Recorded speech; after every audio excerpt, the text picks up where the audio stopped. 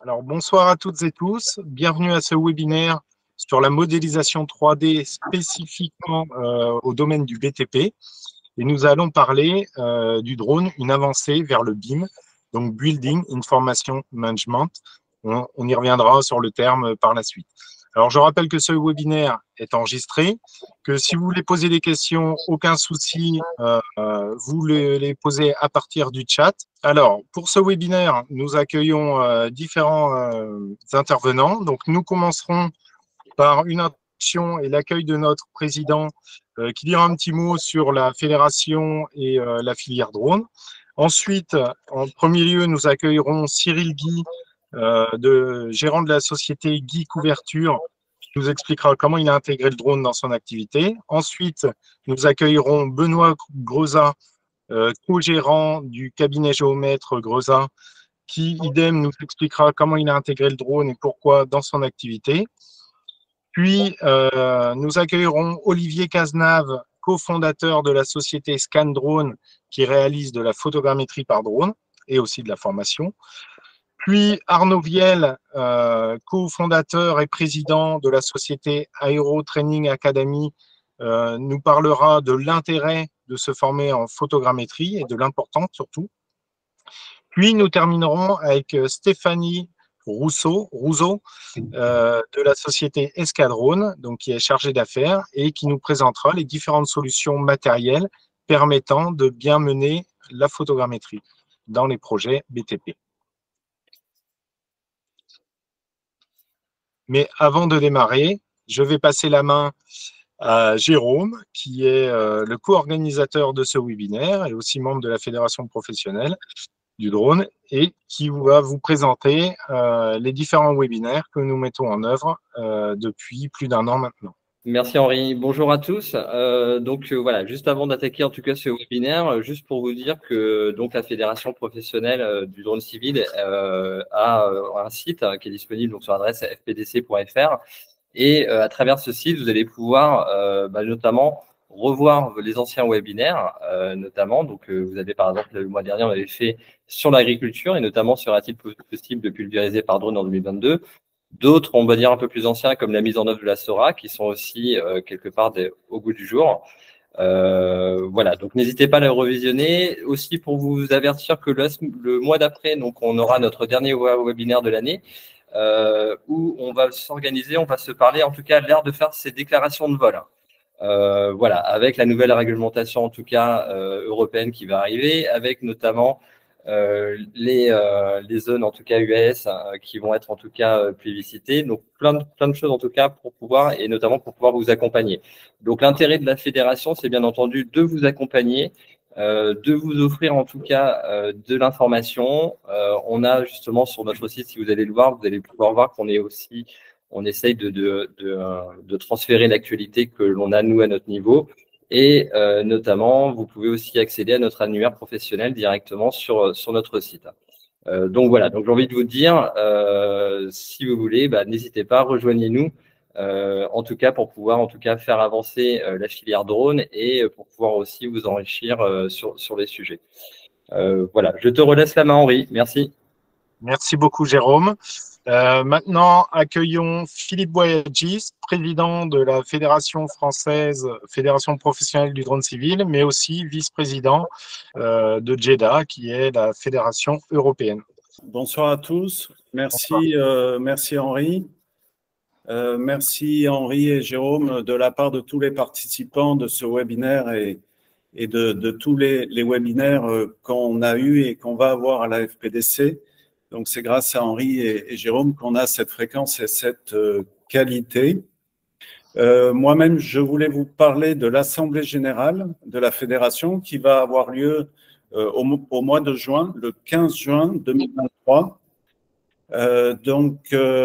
Appel à tous les adhérents pour nous rejoindre, si possible, en présentiel dans la région parisienne. Donc, ce sera situé à Nanterre, notre Assemblée générale.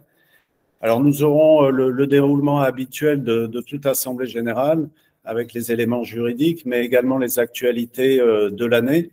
Et nous allons faire un focus sur le Use Space. Vous savez ou vous ne savez pas que le Use Space est en place réglementairement dans toute l'Europe depuis le 26 janvier 2023. Alors, en place théoriquement pour l'instant, réglementairement, mais tous les espaces U-Space vont se mettre en place progressivement dans tous les pays européens.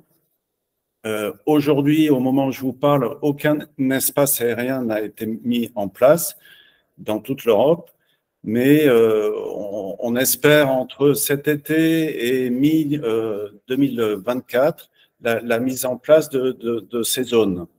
Alors, ces zones, ça voudra dire pour vous des possibilités, mais peut-être des contraintes et notamment un coût supplémentaire pour vos interventions. Donc, pour mieux comprendre tout cela, on invite à notre Assemblée générale Antoine Martin, qui est chargé de mission à la DESAC et qui travaille sur l'Air Traffic Management et sur ce sujet précis de la mise en place des U-Space. Donc, on vous encourage à venir.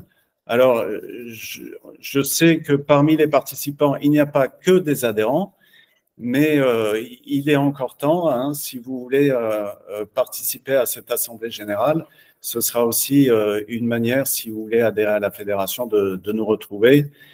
J'ai terminé, je vous souhaite un très bon webinaire. Merci beaucoup Philippe. Alors, démarrons sans plus tarder ce webinaire au sujet du BIM, donc Building Information Modeling, on peut aussi dire modèle ou management. Donc, ce webinaire, en fait, on l'a voulu pas forcément orienté technique, le fonctionnement de la photogrammétrie, mais plutôt dans une logique filière, comme représente la fédération de l'ensemble des métiers drone. Et c'est pourquoi on a choisi de faire intervenir des professionnels comme Cyril Guy, comme Benoît Grezin et Olivier Cazenave, qui utilisent au quotidien la photogrammétrie.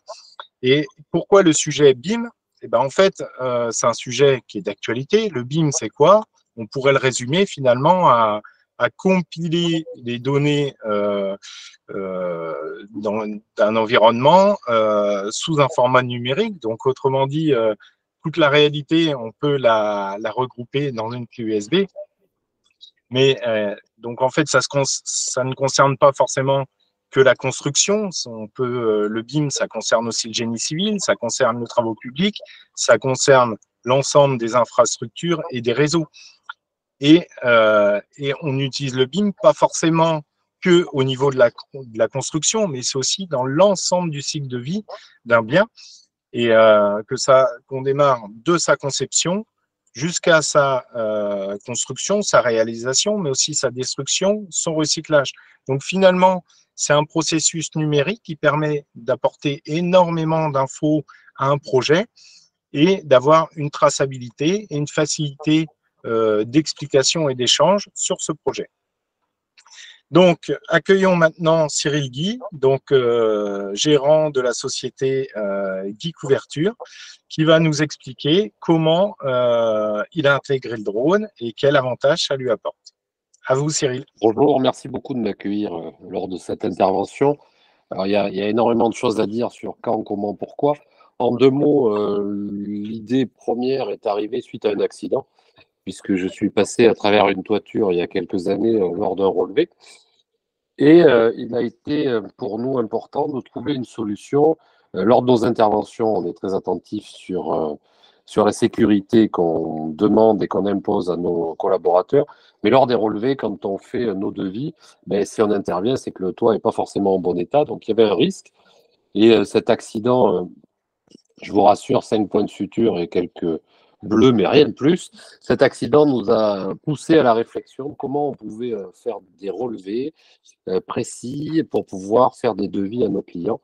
Donc, petit à petit, le drone loisir est arrivé, nous permettant de faire de la photo, de la vidéo. Et puis, on a découvert, après plusieurs recherches, les procédés de photogrammétrie. Et notre première maquette date du 9 avril 2018 au sein de l'entreprise. Cyril, pouvez-vous en quelques mots présenter votre entreprise et votre activité de manière à ce que tout le monde comprenne l'intérêt d'utiliser le drone? Oui, donc je suis installé à Bergerac en Dordogne. Nous avons une entreprise de charpente, couverture, zinguerie. On est spécialisé sur toute la partie rénovation du toit. Plus c'est compliqué, plus on est content, et plus le bâtiment est prestigieux, plus on est content. Donc on est une vingtaine de collaborateurs, et naturellement, on a besoin de faire beaucoup de devis, beaucoup de relevés en site, je veux dire contraint, puisqu'on est souvent en ville, ou alors en tout cas en très grande hauteur. Donc, depuis quand avez-vous intégré le drone dans votre activité? Enfin, vous avez dit que c'était suite à un accident, mais ça fait combien de temps? Suite La première maquette de photogrammétrie, 9 avril 2018. Donc, on est à 5 ans quasiment jour pour jour sur la première maquette. Donc, dans notre principe d'intégration, on a découvert donc la possibilité de faire de la photogrammétrie. On a démarré avec un drone pour les spécialistes, un Anafi de chez Parrot, qui nous a permis de faire les premières maquettes à IPX4D. Et petit à petit, le drone et cette activité-là nous a apporté bien plus que le relevé et bien plus que la maquette numérique que vous devez connaître. Pouvez-vous détailler justement les points des bénéfices du drone, bénéfiques du drone? Alors, on va passer très rapidement sur le point négatif. Il a fallu passer les brevets de télépilote, il a fallu se formaliser et comprendre la réglementation, et aujourd'hui la pratiquer pour pouvoir voler en toute, je veux dire, en toute conformité, en tout cas, ce qui est une obligation quand on travaille comme professionnel. Donc ça a été un des points négatifs dans notre entreprise, mais aujourd'hui on a bien cerné les contours. Les points positifs, évidemment, la maquette numérique que propose la photogrammétrie. Alors, on a fait progresser nos types de drones, on a fait progresser notre savoir-faire parce qu'on n'est pas du tout issu du monde de la photo. Moi, une exposition, un truc, un machin, j'y comprends rien. Donc maintenant, j'ai compris quand il fait quand il y a un peu plus de soleil, un peu moins. Mais c'est par expérience et, je dirais, par acquisition de compétences, mais on n'est pas du tout spécialiste de la photo. Donc nos maquettes sont aujourd'hui plus précises, plus performantes, et surtout, ce qu'on a découvert avec cette utilisation, c'est que le drone est devenu le meilleur commercial de l'entreprise. C'est-à-dire qu'on a une activité où on ne signe que les devis qu'on réalise. Donc ça paraît basique, mais je vous garantis que c'est vrai. Si vous ne faites pas de devis, vous ne les signez pas. Donc nous, on avait un taux de concrétisation d'à peu près 28-29% de nos devis, et on signait 12% du chiffre d'affaires qu'on étudiait. L'activité drone, relevé photogrammétrique, devis plus précis, plus rapide, on a doublé, voire triplé notre nombre de devis par cette solution. Donc, il dit doubler le nombre de devis, ben, vous doublez la concrétisation. Clairement, en 2 ans, on a doublé le chiffre d'affaires de l'entreprise. Donc ça, c'est la concrétisation de l'action drone au sein de l'entreprise. Et puis, c'est un très bon commercial vis-à-vis de nos clients, puisque moi, j'ai débuté il y a bien longtemps, pour ceux qui voient clair sur l'écran. Il y a bien longtemps, mais on avait autrefois, on montait sur le toit, on faisait notre inspection, et on parlait un peu fort au client qui était resté en bas pour lui expliquer que sur le toit, ben, malheureusement, il était en bout de vie. Le client secouait la tête en disant oui, bien sûr. Aujourd'hui, toute cette phase a disparu, puisqu'on présente le procédé à nos clients, qui sont ravis.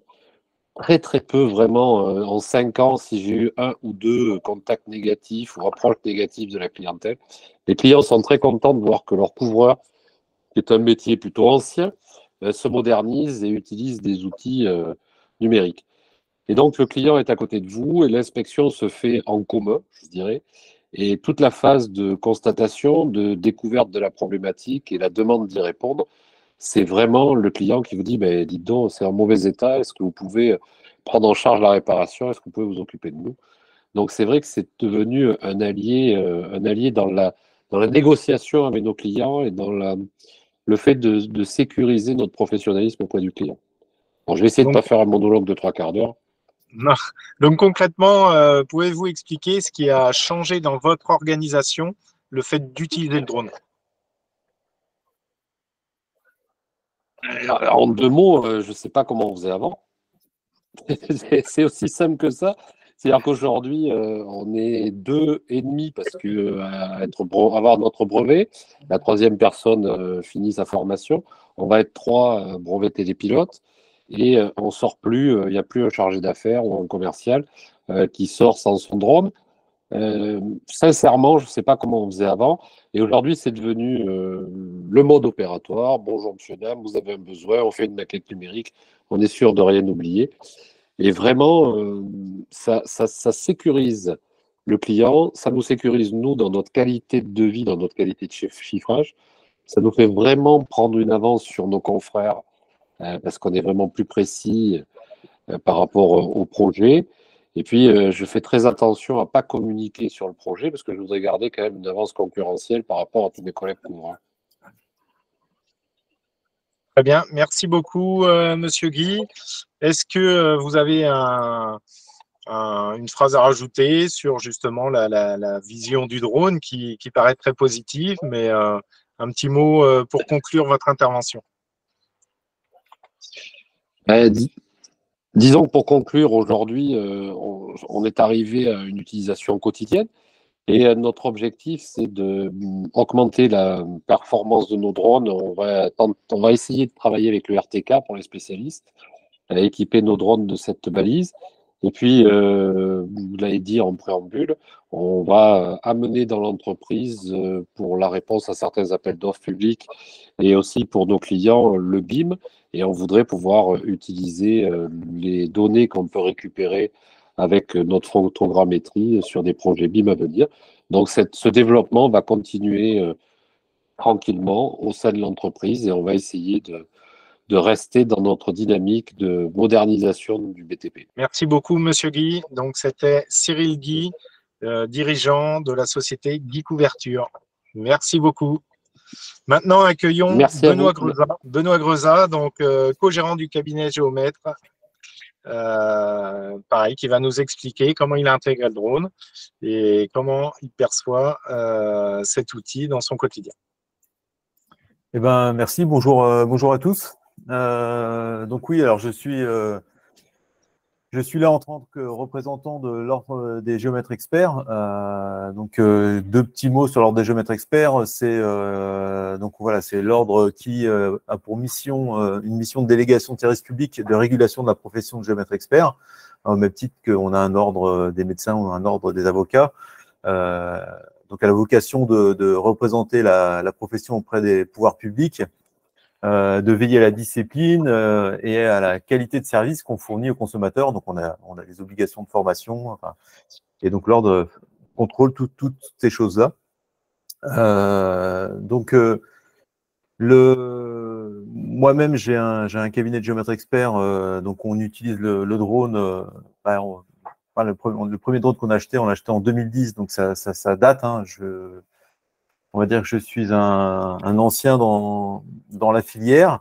Ce qu'il faut savoir, c'est que les géomètres experts utilisent les technologies de photogrammétrie et de LIDAR depuis très longtemps. Je dirais presque depuis que ça existe. À la fois parce qu'on faisait de la photogrammétrie terrestre, mais également on faisait de la photographie aérienne par avion et de la photogrammétrie qu'on commandait à des prestataires donc qui opéraient soit des avions, soit des hélicoptères, enfin en fonction des sujets. Donc c'est des techniques qu'on connaît très bien et sur lesquelles on est formé depuis toujours, y compris le LIDAR, puisque on a aussi des LIDAR embarqués sur des avions. Donc ce qui a vraiment changé avec l'apparition du drone, c'est la possibilité d'opérer nous-mêmes les appareils ou de faire intervenir des prestataires, mais avec une souplesse d'intervention et un coût d'intervention qui est bien moindre que ce qu'on pouvait faire avec des prestataires par avion ou ce type de vecteur.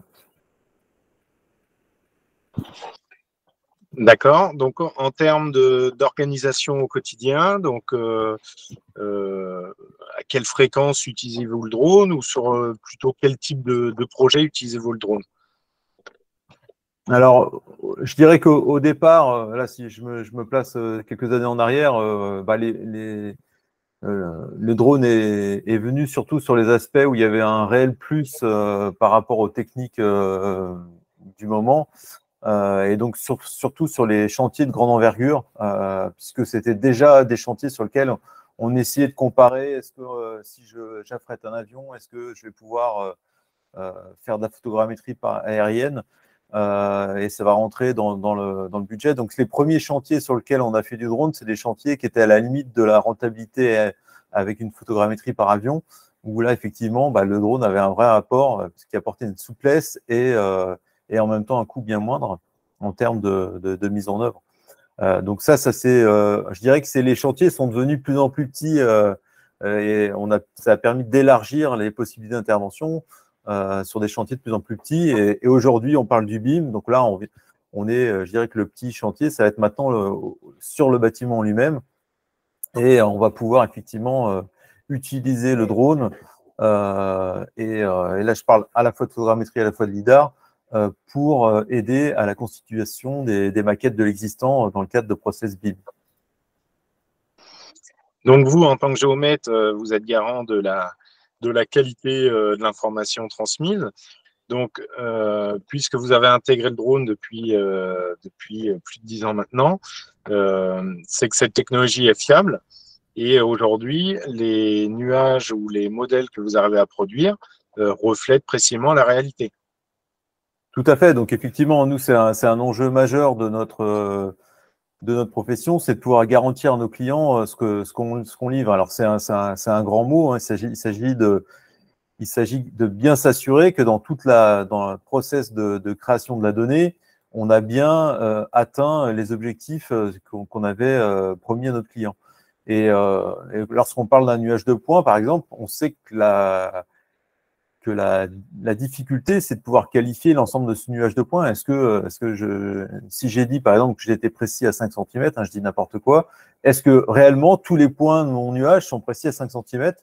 Et aujourd'hui, c'est vraiment ça que nous, on doit garantir. C'est, voilà, si on donne une précision, elle doit être conforme au livrable. Alors, pour pouvoir faire ça, effectivement, il faut soit effectivement qu'on puisse s'assurer de la façon dont est produite les données sur toute la longueur de la filière avec les contrôles qui doivent être faits, sachant que moi, dans mon cabinet, j'utilise directement les drones, donc je n'ai pas de souci à faire ce contrôle, mais par contre, effectivement, mes confrères, ils font appel à des prestataires et ils ont absolument besoin que ces prestataires puissent leur apporter cette garantie.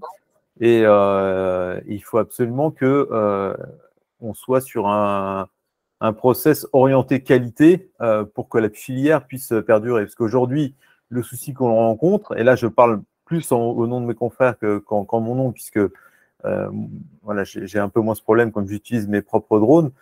On a affaire à tout type de prestataires dans le domaine et on a vraiment besoin d'une professionnalisation d'un point de vue technique.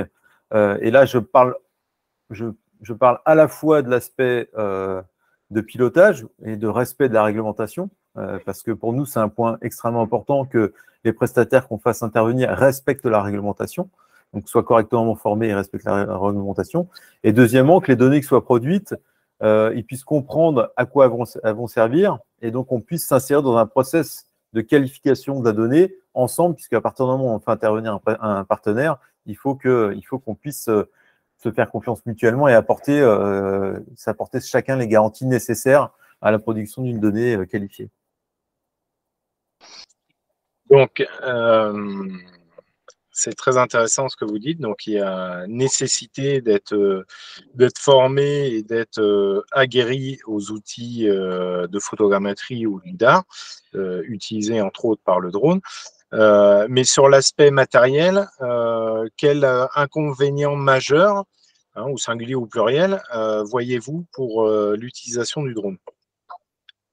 Aujourd'hui, alors, si je parle d'inconvénient, on va être effectivement… alors, il y en a plusieurs. Hein. Aujourd'hui, c'est les limites d'utilisation du drone. Je dirais qu'il y a la météo, ça fait partie des limites. C'est-à-dire que nous, on a besoin effectivement de données toute l'année. Mais bon, ça, je pense que la plupart des personnes qui sont là ce soir sont confrontés à cette problématique. Donc la météo est un souci puisqu'on ne peut pas intervenir forcément à tout moment. Donc ça, c'est un premier point. Le deuxième, c'est effectivement les capteurs qu'on va utiliser. Donc en fonction de la zone où on se situe, on va pas pouvoir utiliser, on va pas avoir la palette totale des capteurs possibles puisque on va avoir un problème de poids éventuellement sur les capteurs, on va avoir un problème de type de drone à utiliser dans une zone, notamment si on est en zone urbaine.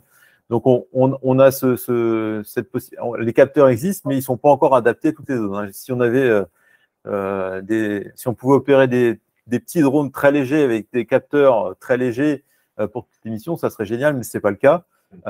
Aujourd'hui, les capteurs légers sont souvent de moins bonne qualité, voire de très mauvaise qualité par rapport à des capteurs beaucoup plus lourds. Donc, on est encore dans cette évolution, mais on sait que voilà, ça va s'améliorer et on est plutôt optimiste sur ça. Il y a déjà d'énormes progrès qui ont été faits en 10 ans. Donc, c'est plutôt bon signe pour l'avenir. Si je peux intervenir, Henri, 3 secondes. Oui. Oui, Monsieur Grezat, pour vous dire que la fédération, et je pense que Henri ne va pas me contredire, on est vraiment à votre disposition si, pourquoi pas, mettre en place un petit groupe de travail. Et quand je dis groupe de travail, il ne s'agit pas de travailler des mois sur un sujet, mais de se voir 1 ou 2 fois pour travailler, pourquoi pas, sur une sorte de charte qualité ou de quelques recommandations qui puissent garantir à vos professionnels, lorsqu'ils ont recours à un télépilote, d'avoir certaines garanties de qualité, et donc qu'on définisse ensemble des critères qui vous paraissent pertinents, qui nous paraissent recevables et demandables à des professionnels. Ça pourrait être un moyen de réduire un petit peu le souci et de notre côté, d'améliorer l'image de la filière drone auprès des géomètres experts et puis peut-être de trouver un moyen d'intensifier nos relations quand les géomètres experts ne font pas les opérations par eux-mêmes. Tout à fait. Surtout que voilà, moi je suis pas forcément représentatif au niveau de la profession. Il y a beaucoup plus de confrères qui font appel à des prestataires que de confrères qui disposent de leur propre matériel, pour les raisons que j'ai évoquées juste avant. Aujourd'hui, il faut savoir que nous, on utilise des outils de mesure très variés. Et en fait, notre expertise, c'est aussi de pouvoir dire, voilà, dans tel cas, c'est ce type de matériel ou c'est cet ensemble de matériel qui vont permettre de répondre de la meilleure des façons aux besoins du client. Et aujourd'hui, dans beaucoup de cas, il y a effectivement le drone fait partie de la solution. Et je suis tout à fait ouvert à ce que vous venez de proposer, effectivement, de pouvoir essayer de définir une espèce de charte, effectivement. Et je propose qu'on puisse se contacter, effectivement, après ce webinaire pour essayer de voir comment on peut avancer sur ce sujet-là. Très bien, volontiers. Merci beaucoup, Benoît Grezat. Donc, c'était Philippe Boyadjis, le président de la FPDC, qui est intervenu sur ce sujet. Et maintenant, passons sur la partie plus en amont du webinaire, de la préparation d'un projet de photogrammétrie. Donc, merci Benoît Grezat, donc co-gérant du cabinet Géomètre Grezat et représentant de l'Ordre des géomètres. Maintenant, accueillons donc Olivier Cazenave, donc cofondateur de ScanDrone, qui réalise des formations, des prestations de photogrammétrie et aussi de la formation. Olivier, peux-tu nous partager ta présentation et nous expliquer la mise en œuvre d'un projet photogrammétrique ou LIDAR? Très bien, merci beaucoup. Bonjour et bonsoir à toutes et à tous. Je remercie M. Grezat parce qu'il a vraiment mis le doigt sur une des problématiques qui est connue qu'on a, nous, on a pu faire face à ce genre de problème, c'est l'utilisation de la photogrammétrie par des télépilotes de manière très facile, puisqu'aujourd'hui, on a des outils de programmation qui nous permettent de faire un plan pour faire de la photogrammétrie, des logiciels dans lesquels on va incorporer nos photos. Et effectivement, ben, il s'est passé sur une certaine période des usages de la photogrammétrie par des personnes qui voulaient concurrencer les géomètres. Et du coup, je pense qu'il y a eu un tort qui a été fait sur l'usage de la photogrammétrie en temps normal. Mais on va essayer de... Je vais plutôt vous parler, moi, un petit peu de comment nous, chez Scandrone, on voit les choses pour préparer au mieux un projet photogrammétrique dans le but d'une utilisation sur, par exemple, un projet BIM ou autre chose. Je vais vous présenter. Je vais lancer. Est-ce que vous voyez mon écran? Oui, c'est parti. C'est parti. Donc, la société Scandrone, c'est une société qui est donc localisée en Seine-et-Marne, à côté de Disney, donc pas très loin du cabinet de Greza, je crois, savoir. Nous avons fondé cette société en 2016 avec mon associé, M. Masson, et nous accompagnons des professionnels du bâtiment ou de l'environnement pour proposer des solutions innovantes, hein, donc les drones, le scanner laser, dans la modélisation 3D. Donc voilà, je ne vais pas aller plus loin sur cette présentation. J'en profite pour faire un petit coucou à toutes les personnes qui se sont connectées, que je connais. Donc, merci à elles j'en fais un petit coucou. Voilà. Merci à elles de s'être connectées. Ce que j'aimerais discuter avec vous ce soir, c'est quelles sont les étapes d'un processus photogrammétrique réussi. Parce que, comme je viens de vous le dire, utiliser un drone, lancer un programme, c'est super facile. Mais comment garantissons-nous le résultat de la captation? Donc, en premier lieu, ça paraît évident, mais quand même, c'est quel est le cahier des charges? C'est-à-dire, qu'est-ce que votre client attend de vous? C'est-à-dire, quelle précision est demandée? Pourquoi il va utiliser cette modélisation 3D? Est-ce que c'est pour faire un plan 2D, un plan topo, un plan de façade? Est-ce qu'il veut juste un nuage de points qui, lui, pourrait être utilisé dans un logiciel tel que Revit ou AutoCAD pour modéliser en 3D le bâtiment? Ou est-ce que c'est cette maquette numérique? Ou est-ce qu'il veut un semis de points? Est-ce qu'il veut un modèle numérique de terrain pour faire son plan topo? Bref, l'idée, c'est de pouvoir discuter et écrire les besoins de votre client. Est-ce que votre client, une fois qu'il aura le livrable, il est capable de l'utiliser? Aujourd'hui, un nuage de points, on peut avoir une quantité énorme de points qui peut mettre à mal certaines des machines que l'on possède. Donc, bien se mettre d'accord en amont sur le besoin et le type de livrable attendu. Ça, c'est déjà, ça paraît banal, mais quand, par exemple, on vous demande de faire une photogrammétrie de toiture, ben, une toiture, ça parle à tout le monde, sauf que peut-être que votre client, lui, il voulait certains détails de la toiture ou certaines choses, et vous avez pensé toiture, et finalement, le résultat que vous avez fait n'est pas du tout conforme aux attentes qui étaient demandées au départ. Donc, bien se mettre d'accord avec le client sur ce qui doit être fait, ce qu'il veut, la précision, etc., etc. Une fois que ce cahier des charges est terminé, on va passer sur le choix des techniques à mettre en œuvre.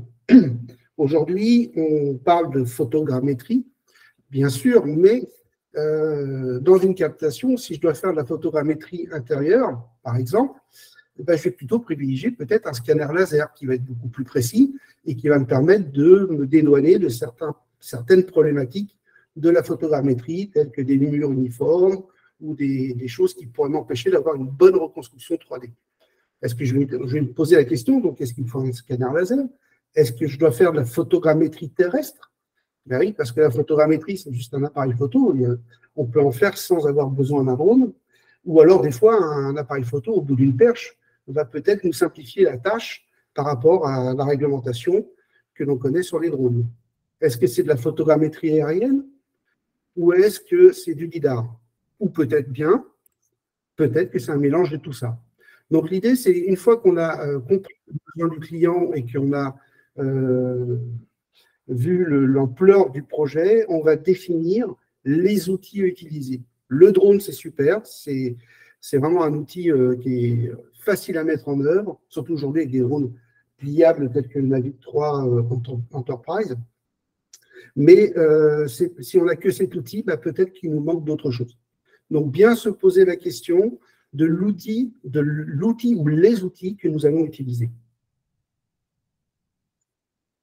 Une fois qu'on a choisi les outils, on va préparer la captation photogrammétrique. On n'est pas encore sur le terrain, c'est en amont toujours, et on va essayer de comprendre ce que l'on doit numériser. Donc là, dans cette étape 3, je suis parti sur une captation photogrammétrique, c'est-à-dire que j'ai décidé que je n'utilisais pas de scanner laser ni de lidar et qu'on partait sur une captation photogrammétrique pure et dure, terrestre ou aérienne.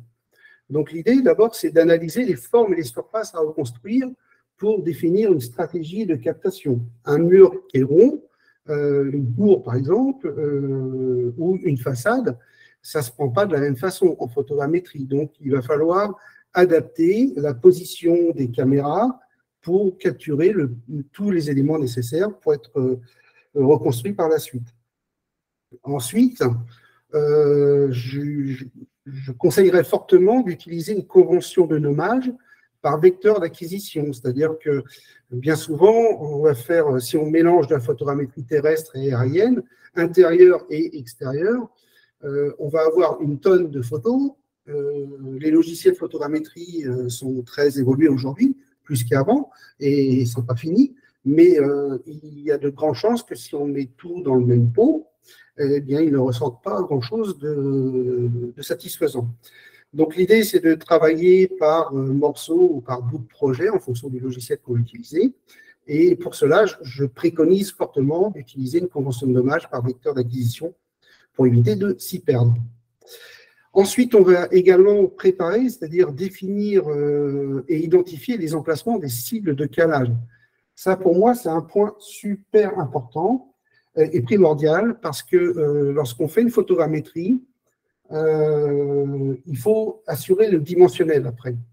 Pour assurer le dimensionnel, ce n'est pas après coup qu'on va le faire, il va falloir le préparer. Et le préparer, c'est-à-dire savoir où je vais positionner les cibles, soit au sol, soit sur des façades, si je dois faire une photogrammétrie de façade.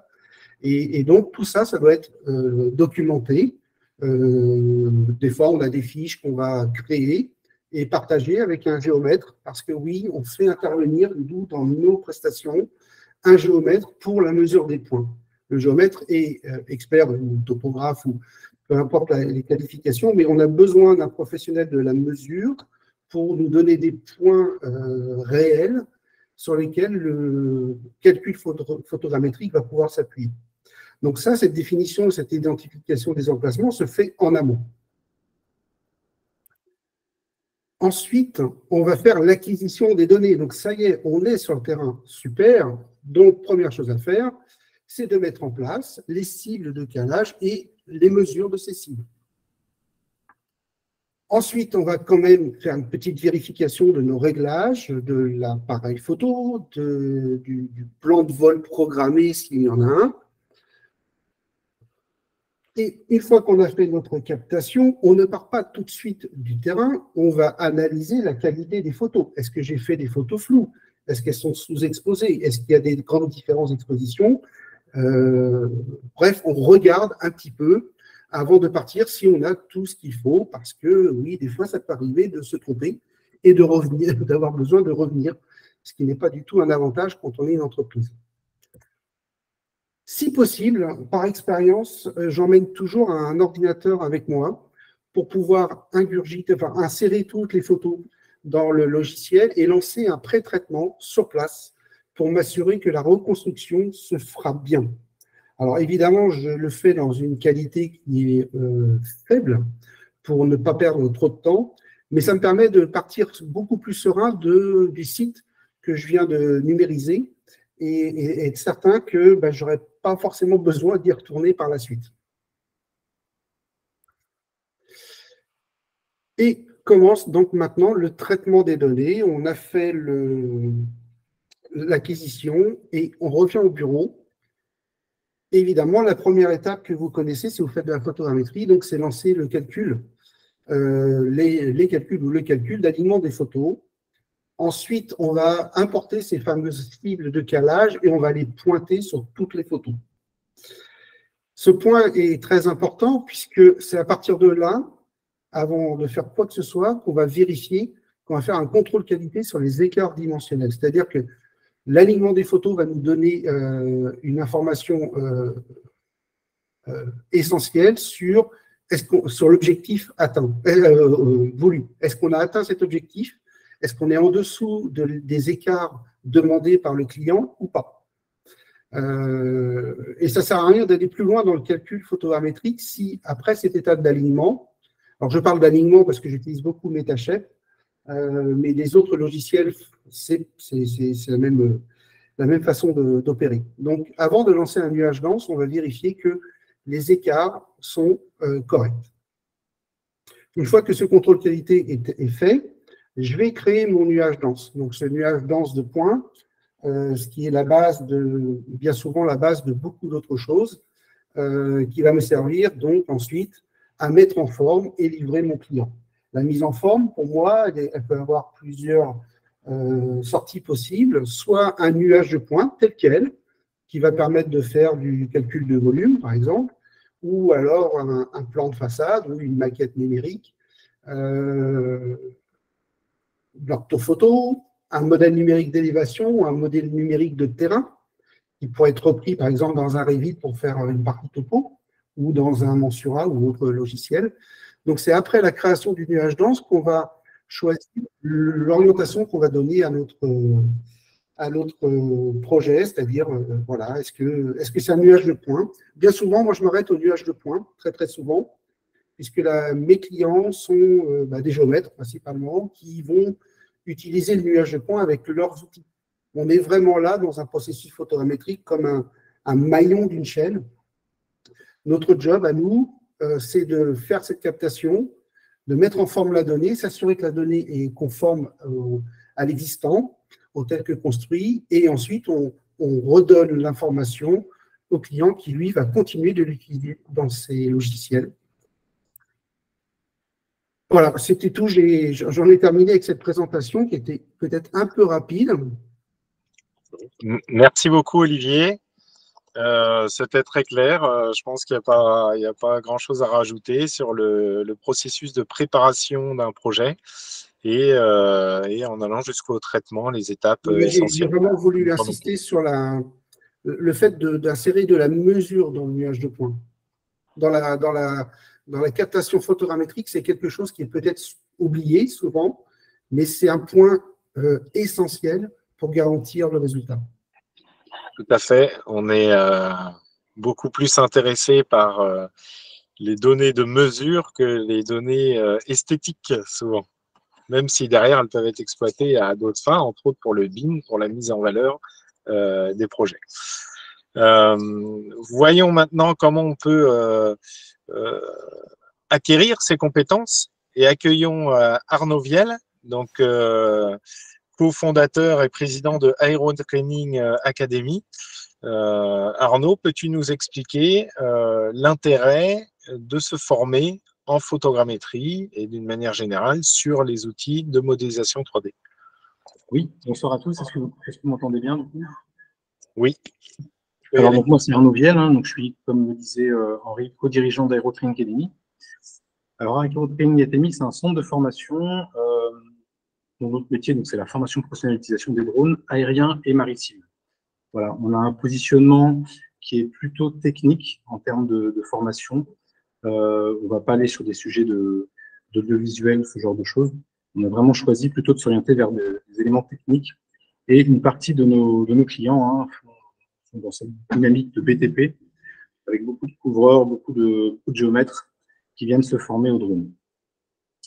Alors, nous délivrons un catalogue de formation de 14 formations modulables, donc des formations théoriques et pratiques pour devenir télépilote de drone professionnel. Donc, la formation théorique pour préparer l'examen théorique DGAC, et puis les formations pratiques au pilotage. Donc, c'est vraiment le B.A.-ba, je dirais, le point d'entrée.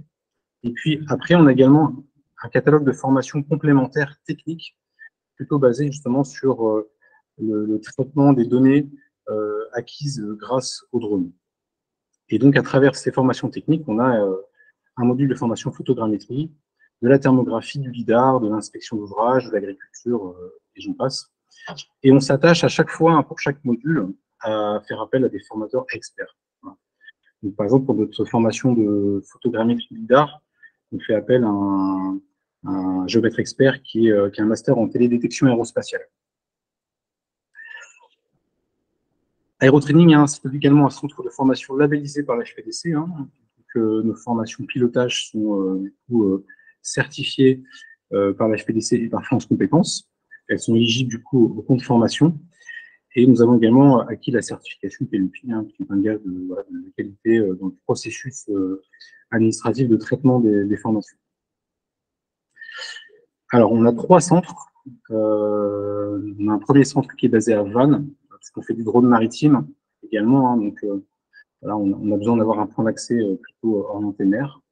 Voilà, on est basé dans un environnement qui est très intéressant pour apprendre. On a des partenariats avec des communes qui nous permettent d'avoir accès à des lieux plutôt propices à la réalisation de cas d'usage photogrammétrie, des chapelles, des châteaux, des domaines un petit peu atypiques. Voilà, pour vraiment mettre en application les possibilités et les contraintes également de la photogrammétrie. On a un centre à Vannes, un centre qui est basé en région nantaise, à une dizaine de kilomètres de Nantes, dans l'emprise de l'aéroport d'Ancenis. Voilà. Pareil, avec des partenariats locaux sur des domaines d'exception qui nous permettent de pratiquer la photogrammétrie dans d'excellentes conditions. Et enfin, nous avons un 3e centre également, donc au Mureau, en région parisienne, dans le 78, avec des partenariats également. Donc on est en direct sur le terrain des Mureaux, avec un voisin de prestige, puisqu'on est basé à côté d'Ariane Espace. Alors, si on revient un petit peu sur le sujet de la photogrammétrie et de pourquoi se former, je dirais qu'aujourd'hui, comme on a pu le constater dans les présentations précédentes, voilà, la technique de la photogrammétrie, maintenant, elle est maîtrisée. C'est un outil qui a été éprouvé au long des années dans la filière du BTP et par les géomètres également. On se rend compte que voilà, c'est quelque chose qui est en pleine évolution du fait des révolutions successives du matériel et des logiciels, des suites logiciels qui vont avec. Mais on a vu qu'il pouvait y avoir également des dérives du fait de la méconnaissance, des incertitudes, etc., liées à la pratique un petit peu empirique, je dirais, de la photogrammétrie. Donc, l'objectif de se former, ça va être de maîtriser la technique, d'avoir les clés, d'obtenir les bonnes clés, les bonnes pratiques, les bonnes informations, de pouvoir choisir et utiliser des outils adaptés, donc voilà, de pouvoir comparer les drones, savoir quel logiciel utiliser, quels sont les capteurs adaptés, voilà, d'avoir des machines avec de l'autonomie adaptée également, est-ce qu'il faut du vertical, pas de vertical, etc. Donc, toutes ces questions-là, voilà, vont avoir une réponse, du coup, à travers les formations. L'autre enjeu, je dirais, qui est assez primordial, c'est la réalisation des opérations en sécurité. Puisqu'il y a un double discours autour de la sécurité, je dirais. Le fait d'utiliser la photogrammétrie aérienne va permettre un gain de temps et un gain de sécurité pour des opérations qu'on faisait peut-être avant de manière conventionnelle avec de l'arpentage ou avec des moyens peut-être difficiles ou dangereux d'accès. On entendait tout à l'heure monsieur Guy qui expliquait son accident. Voilà, donc le drone prend tout son sens dans ce cadre-là pour apporter une réponse technique en évitant les risques aux opérateurs ou d'apporter simplement de la donnée dans des endroits qui sont typiquement inaccessibles. Voilà. Je dirais également qu'il faut se former pour pouvoir, pareil, comme on l'a vu précédemment, pouvoir apporter une précision et une fiabilité de la mesure. Voilà, ça c'est important. Et le fait de faire la photogrammétrie de manière empirique ne va pas pouvoir répondre à ces problématiques-là. Voilà. Et puis, je dirais de manière générale, répondre aux besoins du marché. Voilà. Que je vais présenter. Voilà. Donc, on a vu qu'il y avait des besoins assez récurrents de mesures, de calcul, de géoréférencement précis, de mesures de distance, de surface, de volume, de niveau. mais également avoir besoin de présenter, de partager, d'archiver des projets dans le processus BIM. Voilà, et donc de pouvoir fournir des livrables, des nuages de points, des orthophotos, des modèles 3D, des modèles numériques d'élévation, des numériques de terrain. Voilà, donc tout ça, on va en parler, on va le voir, on va l'expérimenter au long de la formation. Alors la formation photogrammétrie chez Aerotraining Academy, alors notre objectif, ça va être de rendre autonome dans la réalisation d'une mission photogrammétrie par drone nos apprenants. Et donc pour ça, on fait une formation 100% présentielle sur 35 heures, donc sur 5 jours, à la fois théorique et pratique. On va faire des apports un petit peu techniques, et puis de la réalisation de cas d'usage.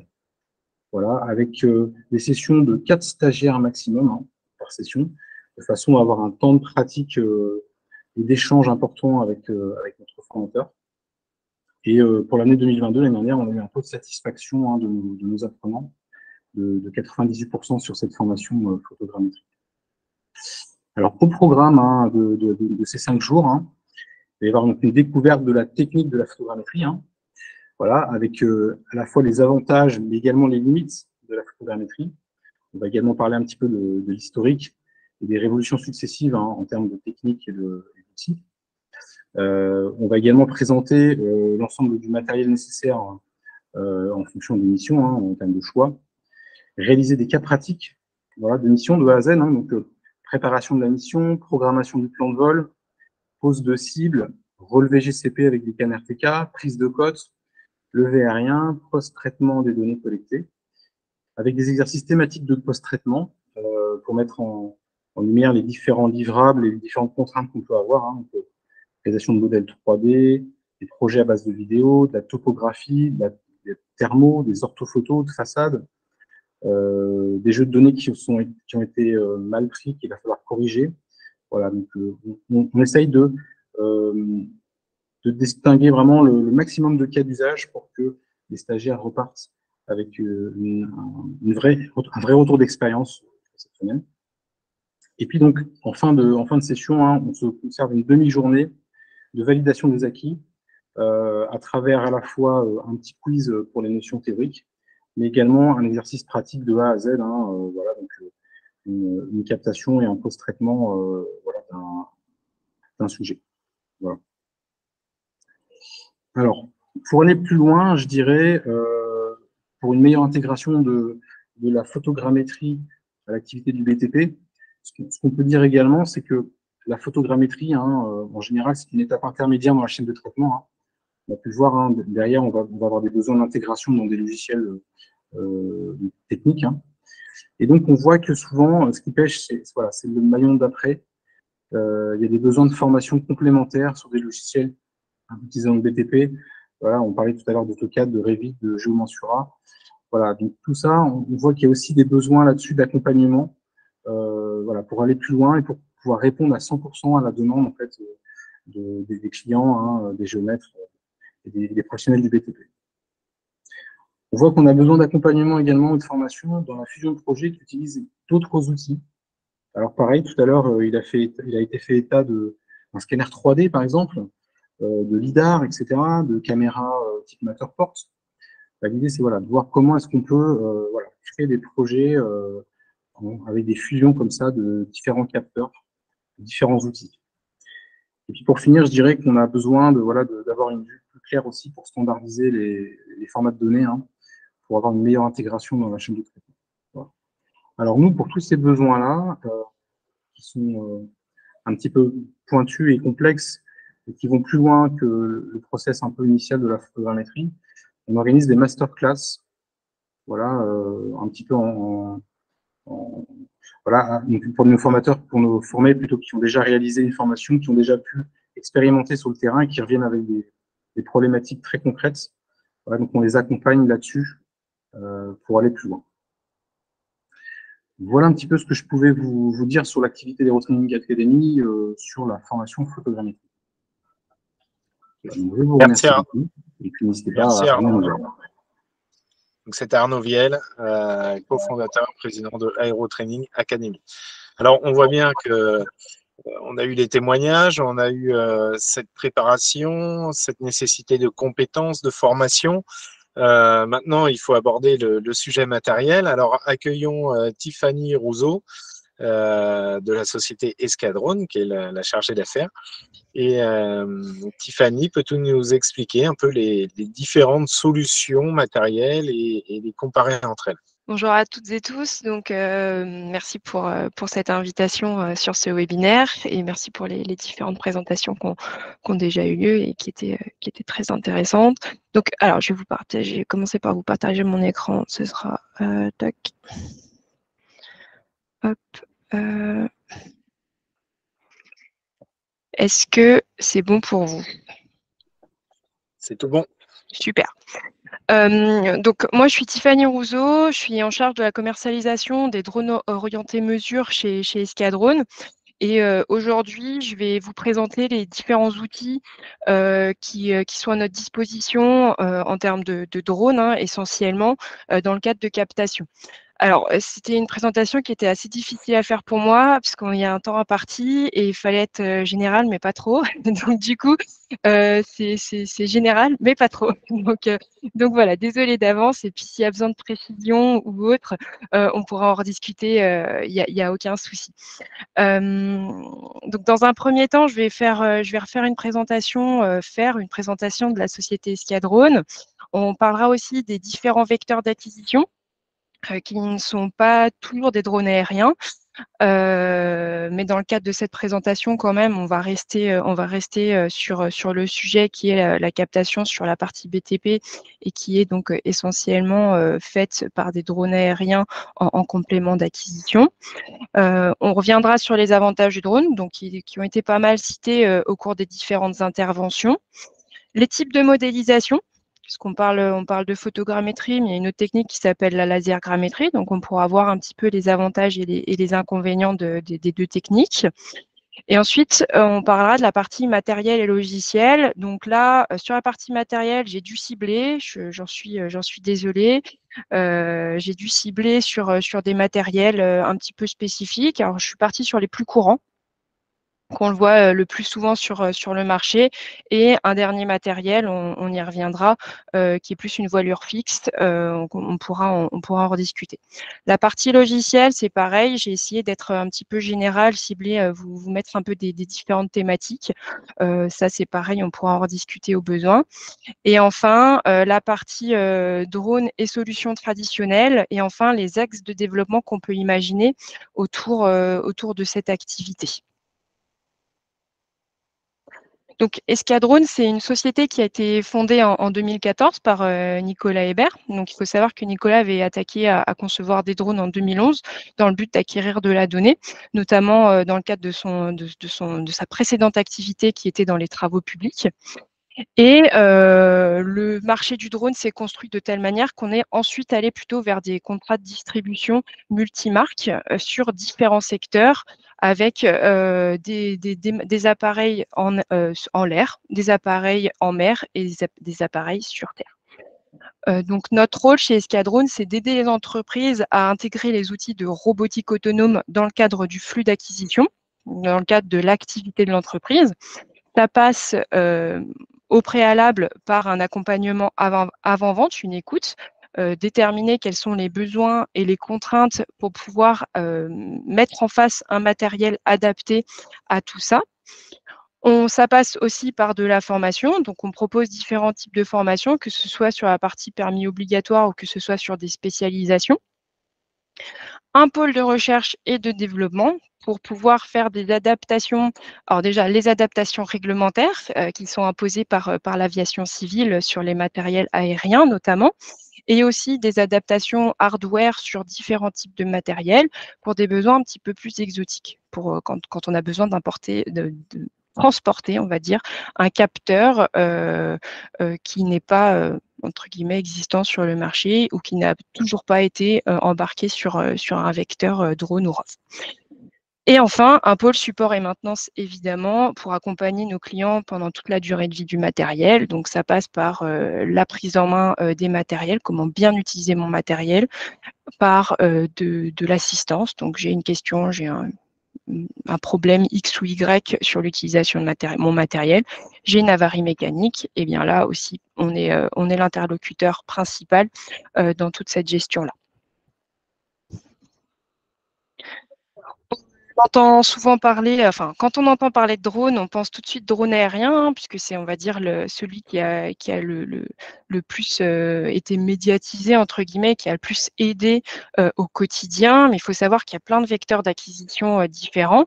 Alors, dans la partie drone, on va retrouver des drones marins plutôt pour de la bathymétrie, de la cartographie sous l'eau, des drones terrestres aussi pour aller dans des zones inaccessibles. Et après, sur la partie sous-marine, on sera plutôt sur des ROV, puisque c'est des équipements qui sont reliés au pilote par l'intermédiaire d'un câble. Ce n'est pas le sujet du jour, mais je voulais quand même appuyer sur le fait qu'il y a une multitude de vecteurs disponibles sur le marché et qu'on est là pour identifier quel vecteur est le plus intéressant dans quel cadre. Donc là, aujourd'hui, on va parler plus spécifiquement du drone aérien, évidemment, et on va revoir ensemble les différents avantages. On l'a dit, sécuriser, ça c'est vraiment l'axe principal de l'utilisation du drone, puisqu'on va pouvoir intervenir avec le drone tout en restant à distance de la zone à risque. Ça permet d'avoir une information avant l'intervention et de pouvoir déployer les compétences nécessaires à l'intervention en question. On gagne du temps puisque ça permet de pouvoir cartographier une zone beaucoup plus importante qu'avec des outils traditionnels. Et enfin, un troisième avantage, qui peut aussi être un inconvénient, c'est le volume de la donnée. Donc, on va pouvoir capter avec le drone des informations beaucoup plus vastes qu'avec des méthodes traditionnelles. Donc, ça peut aider dans différents schémas, on va dire, d'activité. Ça peut permettre de pouvoir récupérer de la donnée pour l'exploiter plus tard. Mais il faut savoir que qui dit volume de données dit stockage, dit temps de traitement assez long. Donc, il faut faire attention un petit peu à ce troisième avantage qui peut devenir un inconvénient s'il est mal exploité. Les types de modélisation par drone, donc on va retrouver principalement deux types de modélisation, la photogrammétrie et la lasergrammétrie. Donc ce sont deux techniques complémentaires.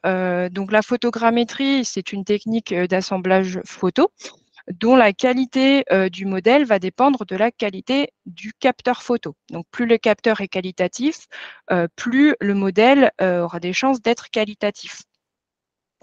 On va réussir à avoir des précisions de l'ordre de 1 cm en XY avec des cibles de calage. Les cibles de calage sont très importantes, enfin les cibles de manière générale sont très importantes pour pouvoir d'une part caler son modèle et d'autre part contrôler la précision. En photogrammétrie, les erreurs ne sont pas homogènes sur l'intégralité du modèle, puisqu'on reste sur une lentille, donc on a quelque chose, un effet un petit peu bombé. Et enfin, l'avantage, c'est que les budgets sont accessibles puisqu'il suffit juste d'avoir un capteur photo pour faire de la photogrammétrie. Ça n'est pas gage de qualité puisque si votre capteur photo n'est pas qualitatif, votre modèle aura plus de chances de ne pas être qualitatif non plus. La lasergrammétrie, donc la lasergrammétrie, c'est une technique complémentaire à la photogrammétrie. On va utiliser le laser aéroporté quand la photogrammétrie ne fonctionne pas, notamment sur des zones avec beaucoup de végétation. Quand on a besoin de récupérer des points sols sous végétation, on va plutôt utiliser cette technique puisqu'on est sur une technique basée sur des faisceaux laser. Donc, on a une multitude de points qui sont balancés par la tête de scan qui vont nous permettre de remonter de l'information. On est sur des raccourcissements des temps de traitement puisqu'on n'est plus sur de la photo. Et donc, du coup, on va éviter ces temps de traitement qui peuvent être assez longs en photogrammétrie. En revanche, on est moins précis. On va être sur des précisions avant nettoyage et recalage du nuage d'environ 5 à 10 cm. L'erreur, elle est homogène sur l'intégralité du modèle et le gros avantage, c'est de pouvoir capter aussi de nuit. Donc, quand on n'a pas le choix et qu'on est obligé, pour une raison X ou Y, sous réserve d'autorisation, de capter la nuit, c'est possible avec une solution LiDAR. Alors, au niveau des matériels, je me suis focus sur des matériels qui sont très communs, que vous avez déjà probablement entendu parler sur la partie multirotor. Sur la partie voilure fixe, je vais vous présenter un matériel qui est moins commun pour le coup, qui est une technologie qui va associer les avantages du multirotor et les avantages des voilures fixes. Il faut savoir que là, le matériel, clairement, il y en a une multitude qui existent, qui ont tous des avantages et des inconvénients. Vous n'êtes pas sans savoir que sur la partie drone aérien multirotor, il y a un leader mondial qui a une très très grosse part du marché alors, français et voire même mondial. Hein. Donc voilà, je vais axer sur des matériels que vous connaissez sur cette partie-là. Mais clairement, il n'existe pas que ça sur le marché. Le Mavic 3 Enterprise RTK, donc c'est l'entrée de gamme de cartographie du constructeur DJI. Donc on est sur un matériel très léger, très compact, très facile de mise en œuvre, sur des coûts d'investissement très maîtrisés. On a un double capteur. Donc, on a un capteur en micro 4 tiers 20 millions de pixels qui va nous permettre d'avoir une taille de pixels de 1 cm à 37 mètres d'éloignement du sujet, qui est équipé d'un obturateur mécanique. Donc, l'obturateur mécanique en photogrammétrie est extrêmement important puisqu'il évite les effets de flou liés au mouvement, ce qu'on appelle le rolling shutter. Donc, c'est très important d'avoir un obturateur mécanique en photogrammétrie puisque ça permet d'optimiser les temps de navigation du drone. On peut voler un petit peu plus vite et éviter ces effets-là. On a une cadence de prise de photo de 0,7 secondes, donc ce qui permet encore une fois de voler assez vite, et une autonomie d'environ 35 minutes. Alors, on parle de 40 minutes, mais on prend toujours une marge de manœuvre. Hein. Donc, on va être aux alentours plutôt des 35 minutes. C'est une machine qui est équipée d'un module RTK, donc qui permet d'améliorer en temps réel le géoréférencement des photos et qui était compatible également en post-traitement PPK, donc qui permet d'améliorer le géoréférencement des photos, mais cette fois pas en temps réel, on va dire en post-traitement au bureau, en rentrant après la mission via différents procédés. Le drone le plus polyvalent de chez DJI qui va être capable d'accueillir différents types de capteurs et notamment la caméra de photogrammétrie plein format, donc la plus qualitative dans cette gamme de produits. Donc c'est une 45 millions de pixels, toujours avec obturateur mécanique, toujours avec une cadence de prise de photo de 0,7 secondes. Mais en revanche, on va pouvoir lui monter différents types de focales. Les focales, ça vont permettre d'agrandir, entre guillemets, le champ ou de le rétrécir tout en gardant la qualité globale du capteur. On va pouvoir monter soit un 24 mm, soit un 35 mm, soit un 50 mm. 24 mm, je suis très grand champ. 50 mm, je suis très champ serré. Pareil pour cette machine, compatible RTK et PPK. La P1, elle va permettre d'avoir un GSD, donc une taille de pixels de 1 cm à 80 mètres de hauteur. Et c'est une caméra, on y reviendra après, mais qui est très utilisée sur la partie bâtiment, ouvrage d'art, génie civil pour détecter des défauts assez fins. Sur la partie vecteur à proprement parler, on est sur un drone qui va être capable d'embarquer 2,7 kg. Donc, on peut embarquer des charges qui ne dépassent pas ce poids. On est sur un vecteur qui est aussi IP45, donc il va pouvoir évoluer dans des environnements plus ou moins complexes et qui résiste à des vents jusqu'à 15 mètres secondes. La partie LiDAR, donc faut savoir, donc là je vais présenter le LiDAR L1 qui fait partie, on va dire, des LiDAR entrée de gamme. Entrée de gamme, c'est pas péjoratif, hein, mais on va être sur des LiDAR à peu près 3 égaux. Il y en existe d'autres, hein. Il y en a chez Yellowscan, il y en a chez Green Valley. Voilà, c'est la particularité de ce LiDAR, c'est qu'il est totalement intégré au vecteur drone. Donc, ce que vous pouvez connaître en planification de mission automatique en photogrammétrie, avec le LiDAR L1, c'est extrêmement simple de la même manière. Donc, ils ont apporté cette simplicité d'usage de la technologie LiDAR à l'environnement professionnel drone. Donc, on reste sur une matrice 300 en termes de vecteurs, donc rien ne change au niveau de la partie RTK, PPK et rien ne change au niveau de la partie, on va dire, polyvalence et robustesse du vecteur. Au niveau de la tête LIDAR, on va être sur une tête de scan de chez Livox, la tête Avia, qui va permettre 3 échos et 240 000 points secondes au premier retour. On a 2 modes de scan à disposition, un répétitif et un non répétitif, et également un capteur 1 pouce 20 millions de pixels qui va permettre de coloriser le nuage de points en temps réel, d'une part, et d'autre part, si nécessaire, on va pouvoir faire de la captation photogrammétrie en même temps que la captation LIDAR ou complètement indépendamment de la partie LIDAR si besoin. Les voilures fixes. Donc là, je vais vous présenter une voilure fixe qui est un petit peu particulière. Comme je disais, elle combine les avantages de la voilure fixe, on va dire standard, avec les avantages du multirotor. Donc, il faut savoir que dans le marché des voilures fixes, on va dire on entend souvent parler de l'air avec l'UX11, on entend aussi beaucoup parler de Sensefly avec l'IDI, qui sont des très bons matériels. Qui ont la particularité d'utiliser la portance. Donc, c'est ce qui est très avantageux sur ces équipements-là, c'est qu'on va pouvoir voler longtemps. Donc, un peu moins d'1 heure. Donc, souvent, c'est écrit 59 minutes. Donc, on va pouvoir cartographier des grandes zones. La partie un peu, on va dire, l'inconvénient de ces outils-là, c'est que par contre, pour pouvoir les envoyer en l'air, il faut les lancer et souvent, la réception, eh bien, il faut des distances assez longues puisqu'elles vont se diriger vers le sol et freiner au dernier moment pour pouvoir atterrir, on va dire, en douceur sur des surfaces assez longues. Ça peut être un petit peu l'avantage de ces outils-là. Le Wingtra, lui, il décolle et il atterrit à la verticale comme un multirotor et après, il va se mettre en position d'avion, parallèle au sol, pour pouvoir évoluer comme une voilure fixe. Donc, dans le cadre de ce produit-là, qui est conçu en Suisse, on a plusieurs types de capteurs disponibles et le plus performant, c'est le capteur Sony RX1R2 en 42 millions de pixels. Donc, c'est un plein format et qui est complètement intégré au drone. On est sur un drone qui va pouvoir voler à peu près 50 minutes et qui va évoluer à une vitesse de 16 mètres secondes. Donc, c'est vraiment des drones qui vont permettre de couvrir des zones très importantes. Et dans le cadre de cet outil-là, on n'a pas de RTK. Par contre, on a une correction en post-traitement PPK. Donc, le constructeur Wingtra met à disposition les outils qui vont permettre de post-traiter les photos du drone.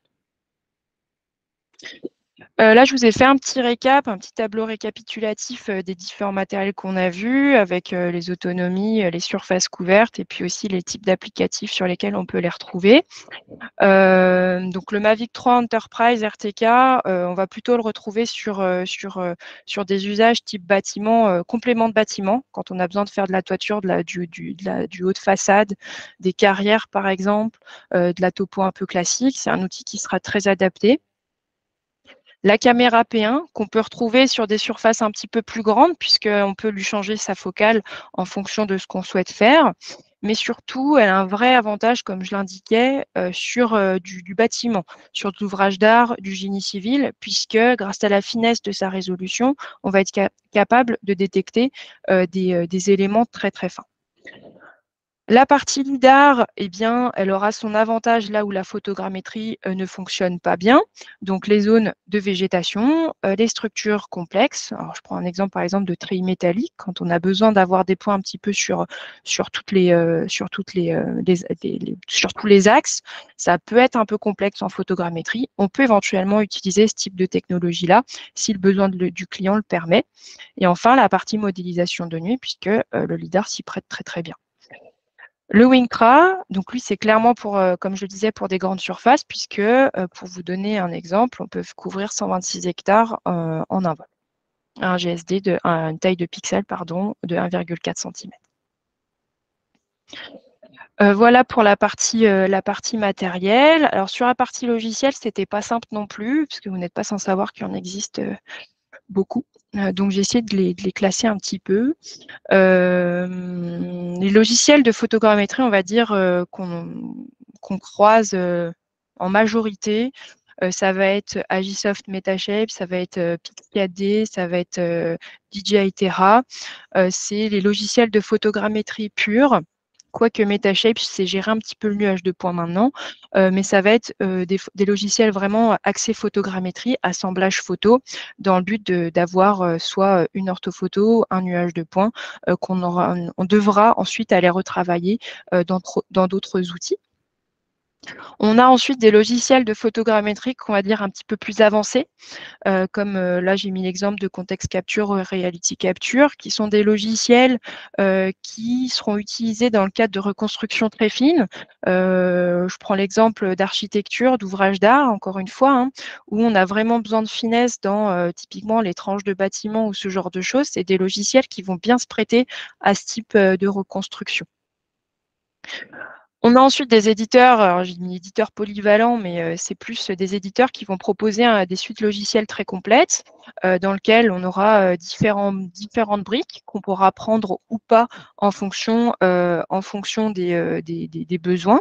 Donc je prends l'exemple de Sogelink ou de Trimble, hein, qui vont avoir différents types. Alors, il y a du Leica, après je connais pas tout.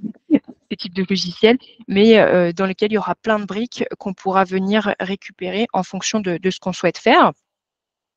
Et enfin, les plateformes cloud qui, dans leur cadre à elles, on va entre guillemets on va plus gérer du tout le traitement photogrammétrique, on va envoyer nos données sur un serveur cloud qui va se charger de nous retransmettre une modélisation en fonction des besoins qu'on a évoqués. Donc là, on s'affranchit de cette partie traitement, ce qui permet d'éviter d'avoir des matériels qui peuvent être onéreux et aussi du stockage qui est de plus en plus important, étant donné qu'on a de plus en plus de données. Alors, drone et solutions, on va dire dites traditionnelles. Alors, il faut savoir que le drone, ça reste un outil complémentaire. C'est pas mieux, c'est pas voilà, c'est un outil complémentaire aux méthodes dites un peu plus traditionnelles. Typiquement, on va pas utiliser le drone à tort et à travers. On va l'utiliser quand c'est nécessaire et on va utiliser le bon vecteur quand c'est nécessaire. Typiquement, je reprends l'exemple du bâtiment, hein. Un bâtiment à l'intérieur, on ne va pas le faire en drone. Ça aura très peu de sens, ça va être très chronophage. Les résultats seront pas très bons. Donc, on va plutôt faire du scanner statique intérieur. On va éventuellement, à l'extérieur, faire soit du scanner statique, soit du dynamique si c'est un grand bâtiment et qu'on n'a pas besoin d'avoir une précision trop fine, ou de la photogrammétrie, on va dire, basse. Et le drone va venir en vecteur d'acquisition pour la partie haute et la toiture du bâtiment.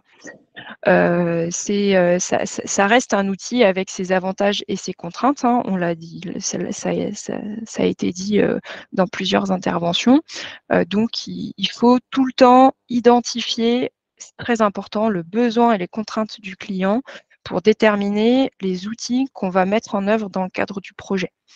Si nous, on n'est pas entre guillemets, on n'a pas l'outil nécessaire, on va faire appel à des métiers qui sont équipés de ce type d'outils pour pouvoir faire un rendu complémentaire et cohérent par rapport aux besoins du client final. Que ce soit en termes de résolution, que ce soit en termes de précision, voilà, en termes de détails, c'est très important d'avoir cette information-là et de bien faire une détection cliente au préalable. Et enfin, alors les axes de développement, et je m'arrête après, promis. Alors j'ai vu 3 axes, on va dire, principaux. La réglementation, d'une part, donc qui évolue sans cesse hein, depuis longtemps maintenant.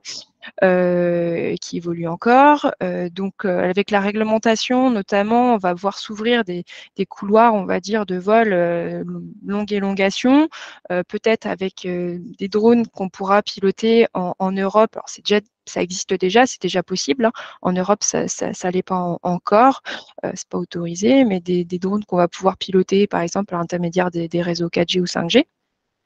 pour pouvoir les piloter à distance. Les drones autonomes qui existent aussi déjà, mais qui vont peut-être s'élargir, typiquement sur des zones où on a besoin de captation très très régulière. On va pouvoir installer ce type d'équipement pour pouvoir capter de la donnée de manière hebdomadaire peut-être, pour pouvoir avoir des suivis très réguliers. Et enfin, l'intelligence artificielle. Donc, l'intelligence artificielle plutôt sur la partie software qui va permettre d'automatiser certaines tâches, d'identifier certaines problématiques. Par exemple, alors ça existe déjà sur certains logiciels, faire de la vectorisation, détecter des lignes électriques, des routes, etc. Ça va s'améliorer, ça va devenir de plus en plus fin, ce qui va permettre après d'avoir des traitements un petit peu plus assistés entre guillemets. Alors c'est un peu péjoratif comme mot peut-être, mais en tout cas de gagner du temps sur toute cette partie traitement, puisque c'est bien beau d'avoir des outils d'acquisition, mais le traitement de la donnée, c'est entre guillemets le nerf de la guerre, c'est ce qui permet après d'avoir quelque chose de qualitatif à rendre aux clients. Voilà, bon, j'espère que je n'ai pas été trop longue et je vous remercie pour votre attention. Merci Tiffany, c'était très complet, tu as repris un peu ma synthèse, la synthèse que j'avais fait en fait. Non, merci beaucoup.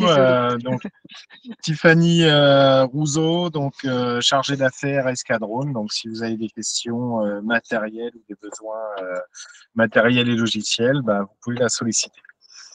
Donc, je tiens à remercier l'ensemble des intervenants pour la qualité de vos interventions.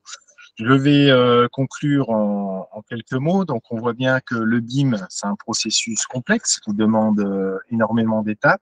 Et finalement, la modélisation 3D, c'est qu'une petite partie, mais qui permet de mettre en image le BIM. Et cette partie de modélisation 3D, donc, comme l'a dit Tiffany, elle peut se faire de plusieurs manières.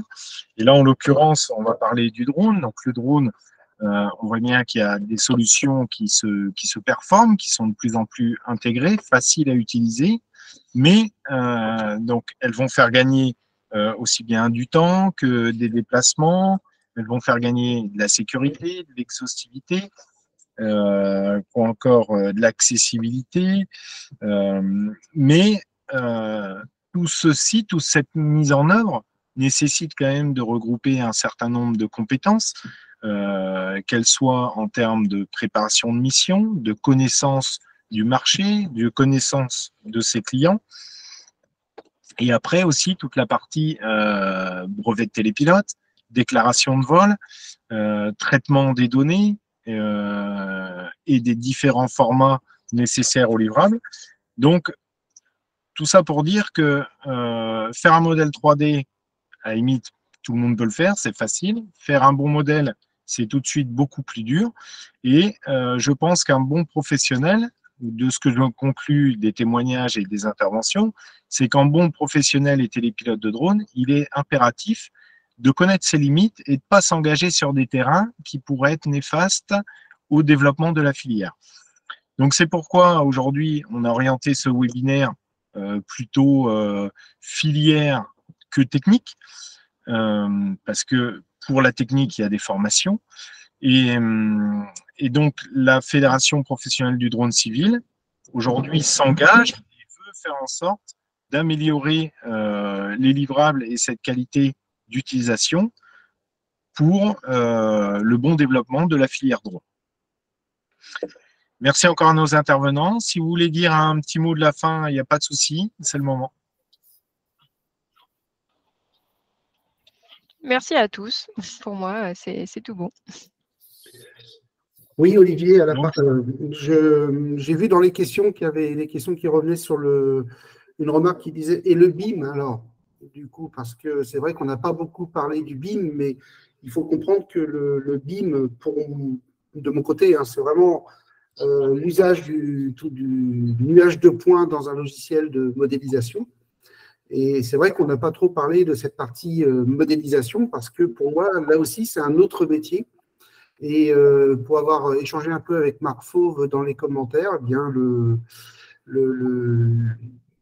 un dessinateur qui sait utiliser un nuage de points dans Revit, c'est un peu compliqué parce que ça demande, je pense, une certaine expérience pour maîtriser ce nuage de points avec cette quantité d'informations gigantesques dans un logiciel. Mais c'est vrai que pour revenir sur le BIM, dans les projets BIM sur lesquels on a pu travailler, en fait, le drone, on ne l'utilisait que pour les toitures.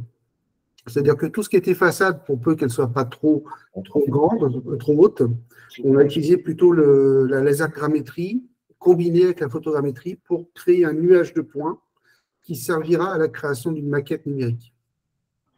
Voilà, c'était juste ce que je voulais rajouter par rapport au BIM. Merci beaucoup, Olivier. Donc, ce webinaire est terminé. On se retrouve le mois prochain pour un nouveau webinaire sur l'importance de faire ces déclarations de vol et l'art que cela nécessite. Je vous dis bonne soirée à tous, à bientôt.